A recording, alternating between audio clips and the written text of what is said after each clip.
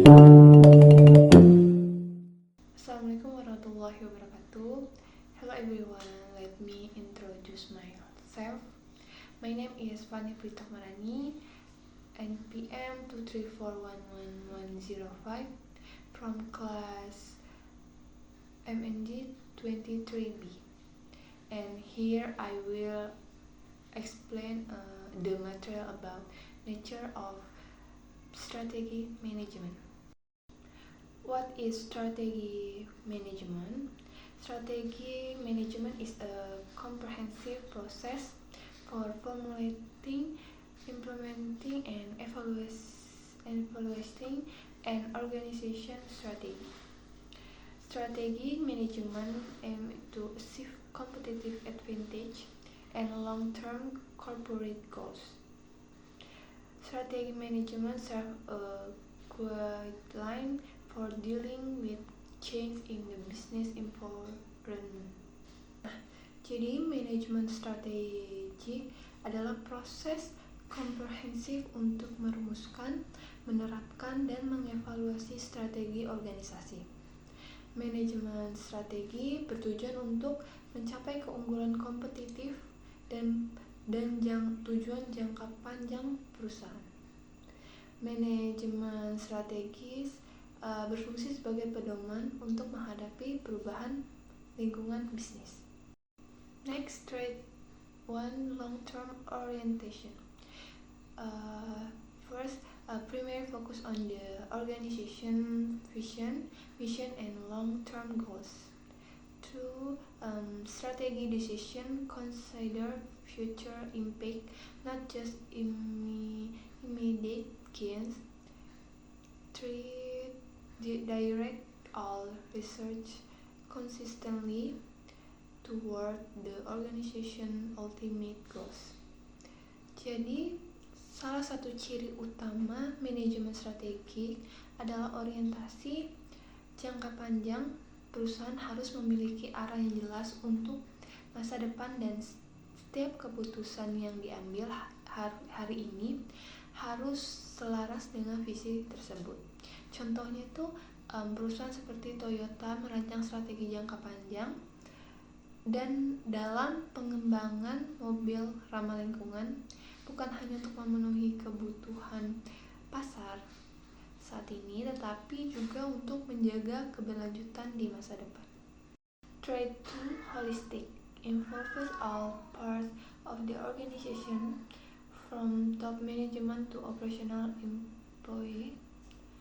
2, strategy encompasses all functions, production, finance, HR, marketing, and technology. And 3, all departments must move in the same direction to achieve strategic goals.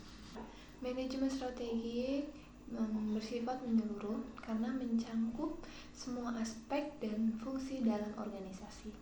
Tidak ada bagian yang bekerja sendiri tanpa koordinasi.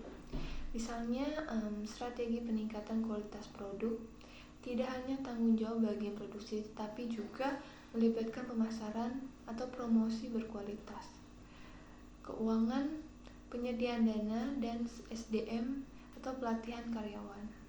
Pendekatan holistik ini menciptakan sinergi antar bagian sehingga organisasi lebih efektif. Trait 3, adaptability to change. First, strategies must be flexible and ready to adapt to business environmental conditions. To respond quickly to technological, economic, political, and social change. Trait encourage innovation to meet new challenges. Lingkungan bisnis selalu dinamis dan penuh ketidakpastian. Perusahaan yang berhasil adalah yang mampu beradaptasi dengan cepat. Misalnya ketika pandemi COVID-19 melanda, banyak perusahaan mengubah strategi pemasaran ke arah digital. Adaptivitas menjadi kunci agar perusahaan itu tetap relevan, bertahan, dan bahkan tumbuh di tengah perubahan. Karena itu, manajemen strategi tidak bersifat kaku, tetapi terus dievaluasi dan diperbarui sesuai situasi. Next, trait 4 and 5, excellent, oriented, and participatory.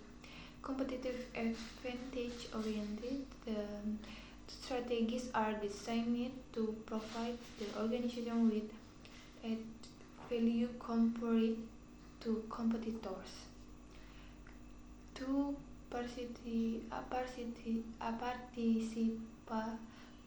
The strategy development and implementation process involve all levels of the organization. 3. Employee involvement increases ownership and commitment to goals. Jadi, manajemen strategi itu tidak hanya bertujuan untuk bertahan, tetapi juga memenangkan persaingan. Keunggulan bisa berupa inovasi produk, kualitas layanan, atau efisiensi operasional. Namun keberhasilan strategi tidak hanya tergantung pada pimpinan, melainkan partisipasi aktif seluruh karyawan. Ketika setiap individu memahami visi organisasi dan kontribusi terhadap strategi, implementasi akan berjalan lebih lancar dan hasilnya lebih optimal. Okay, that's all I can say. Thank you. Wassalamualaikum warahmatullahi wabarakatuh.